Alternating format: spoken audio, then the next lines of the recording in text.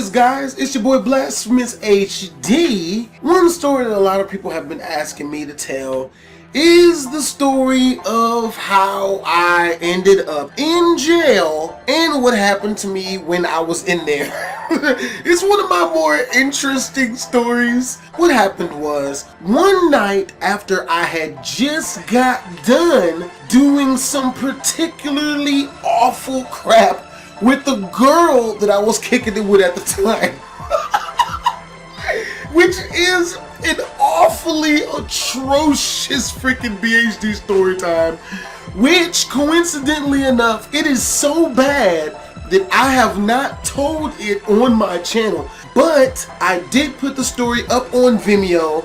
It's for like $2.99. I put it up a while ago. I never figured I would end up telling this story. If you do want to check out that story, I'm gonna have the link on the screen right now, and I'll be putting that up at the end of the story again if you guys want to hear that. Because on Vimeo, I've told a couple of stories that are so bad that I do not plan on releasing them on YouTube.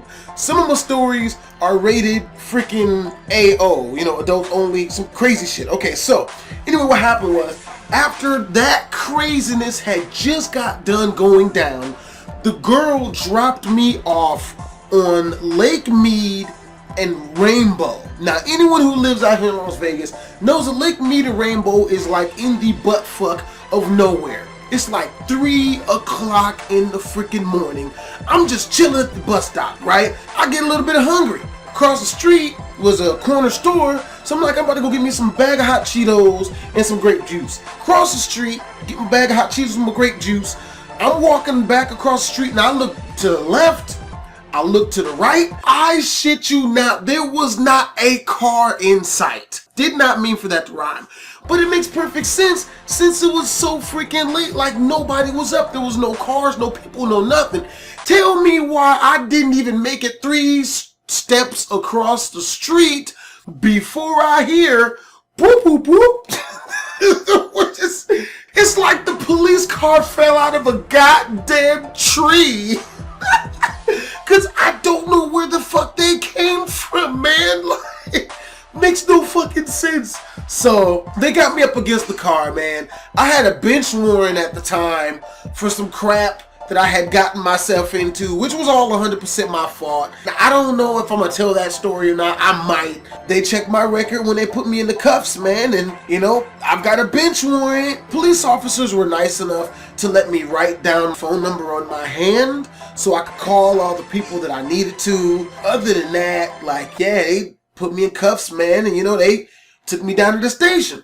So, you know, I called my mom, made sure she knew where I was. I couldn't call my girl because I didn't remember her number by heart. What's bad is, and you know what? It's really bad. I shouldn't be telling y'all this. I kind of sort of had 2 girlfriends at the time. When I finally got out, like, their responses were so freaking hilariously different. One chick, man, she straight up cheated on my ass, man. She was pissed. Cause she thought that I had left her. But you know, I was in jail. Like, what the fuck was I supposed to do? I freaking got out, man. It was hilarious. Okay, so anyway, when you get put in jail, man, the first thing they do is they take you down to the station. They put you in this big ass fucking room where everyone else who got caught for doing some bullshit is at. And this room fucking sucks. It's boring as shit. They keep you in your cuffs, of course, for some reason, and they have these whack ass fucking shows playing on the televisions above you, like Judge Mathis, not even the good shit, like Judge Judy. They played the whack shit. It was awful. After they get done processing you, where you have to take your mugshot, fill out your paperwork, all this other bullshit where they have to figure out if you're getting OR'd or not, you know, which is a blessing. Unfortunately for me, I didn't. So, of course, I'm going straight into the goddamn holding cell. Anyone who's ever been in jail knows the holding cell is the worst place to be in the entire fucking process. I've never seen a dirtier fucking place in my life, okay? I've been in maybe 2 or 3 holding cells. They're all fucking disgusting. You know how disgusting holding cells are?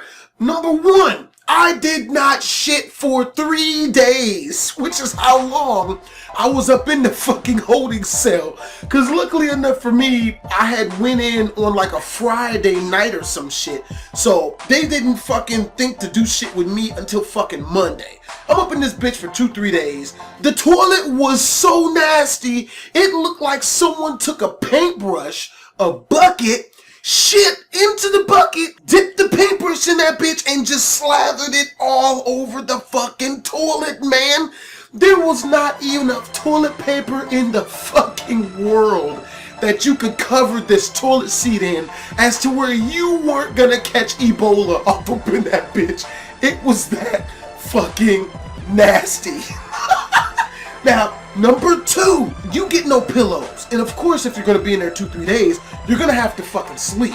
So what everyone would do, and I didn't know about this until I saw everyone else fucking doing it, was you take off your shoes, you leave your socks on, and you put them under your head like a fucking pillow so that your face does not have to touch any of the bare surfaces that's off up in that bitch. I know this one chick that caught like the nastiest, most infected, most disgusting looking rash I've ever seen in my goddamn life from laying her face down on a bare surface in a holding cell. It was fucking terrible. You know, after I finally got out the fucking holding cell, after 2-3 days of this shit, god damn, they take you and they transfer you into the jail.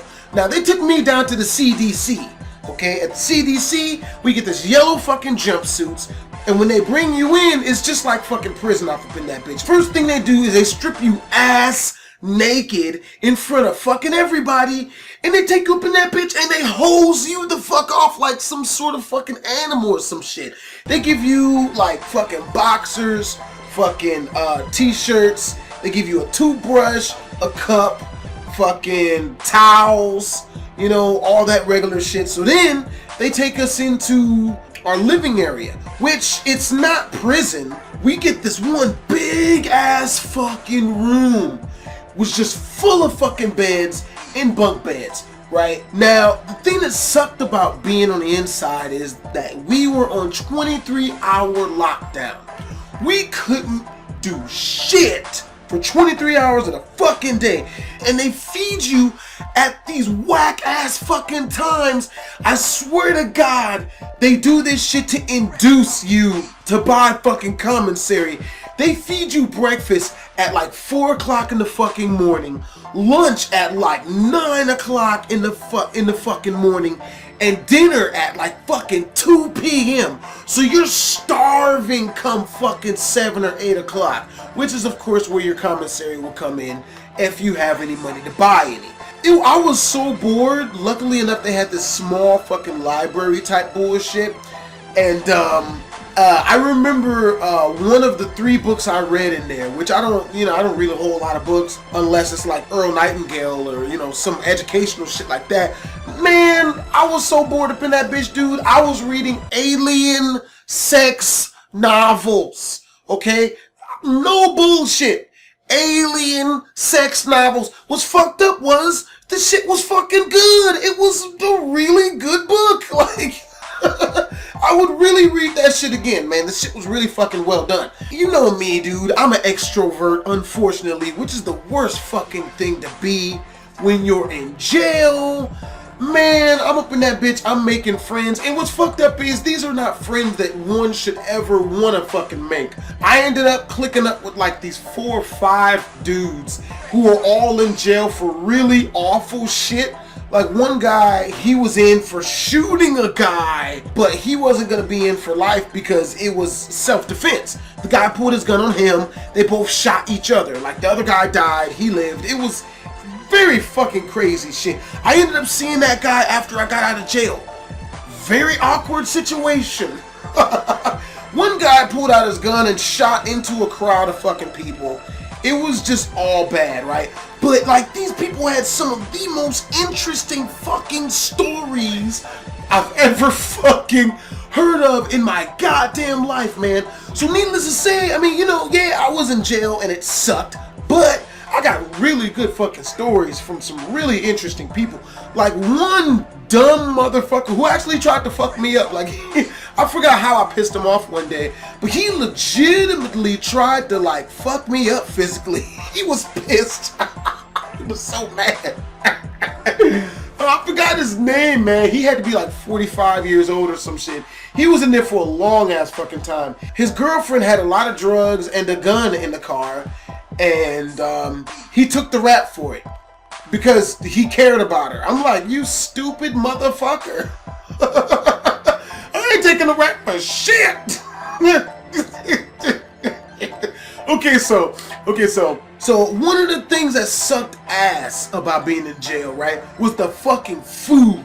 The food is some of the most rotten tasting and looking shit you've ever seen in your goddamn life. Now, I was lucky because at the time before I went in there, I wanted to be a bodybuilder, so I was used to eating disgusting, tasteless shit. But when I was up in there, dude, I've never tasted some whacker shit than that bullshit. Just to give you a little taste of that caliber of shit that they would feed you, sugarless sugar cookies.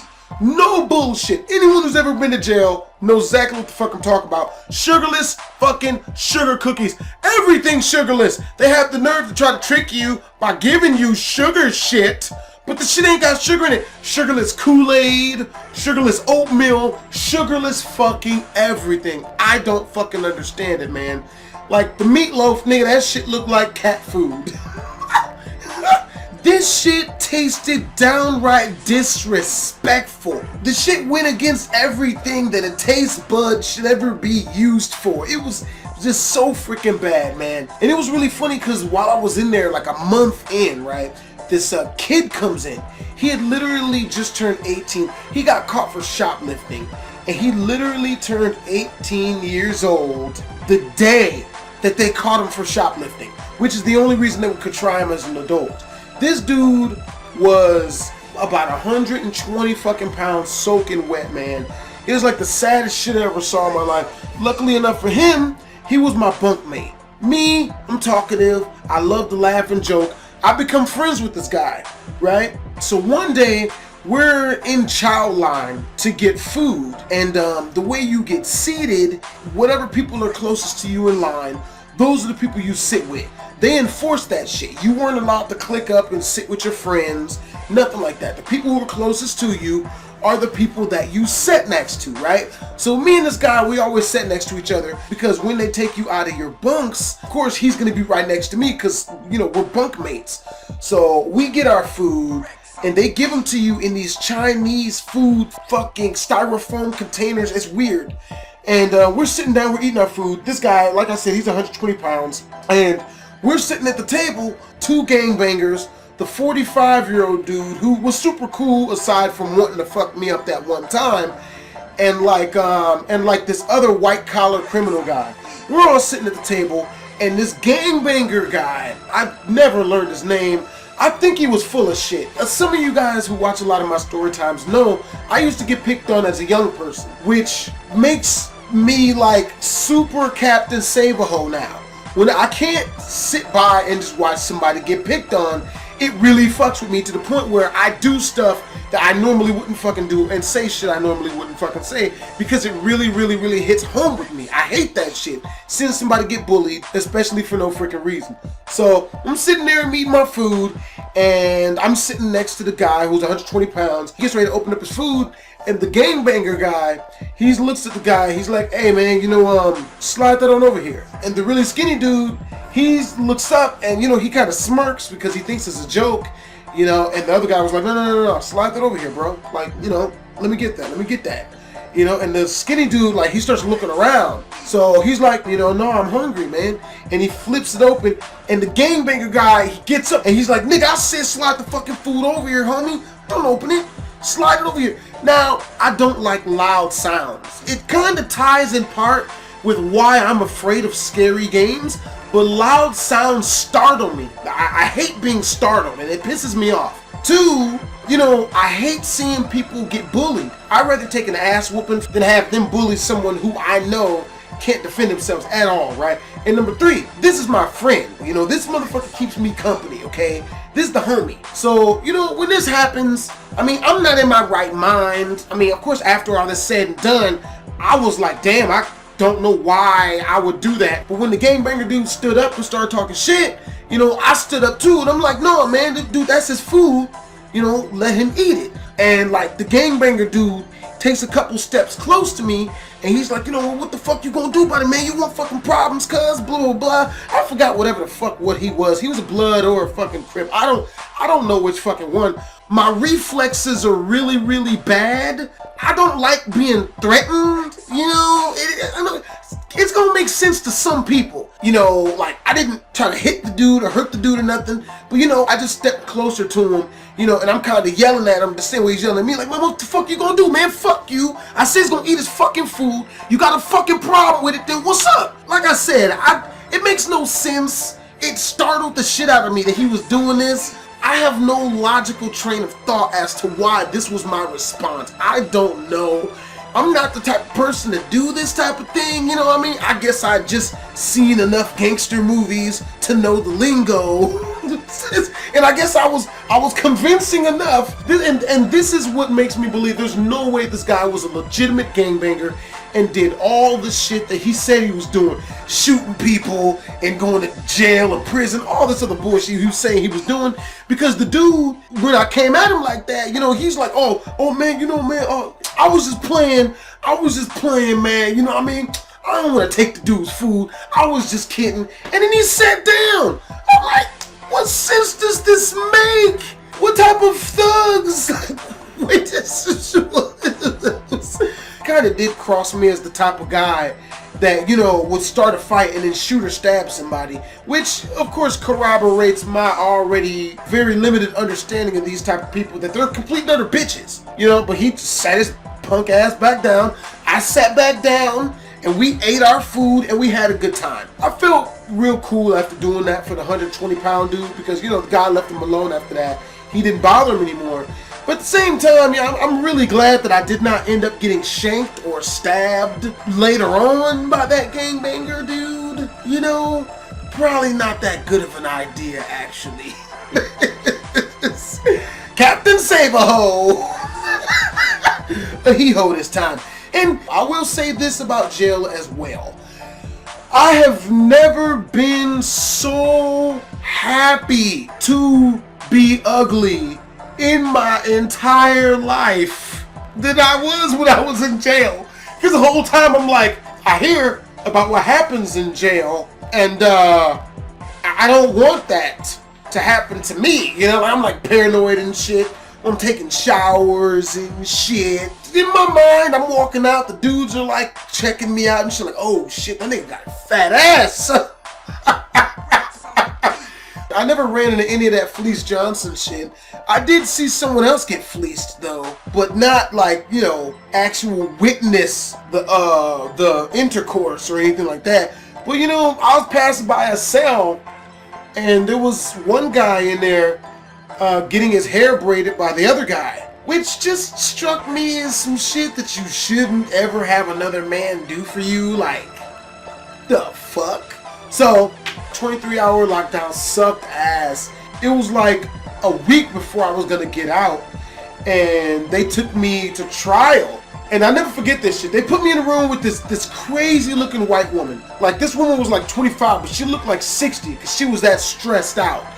And we got to talking, and she told me about how her husband had beat her and treated her like shit, until one day she hired a hitman, you know, who actually turned out to be the police. Ran through everything in incredible detail about how she wanted her husband murdered, killed, fucked up, just everything. Paid the guy and everything, just for it to turn out to be a police officer. It was fucking crazy, man.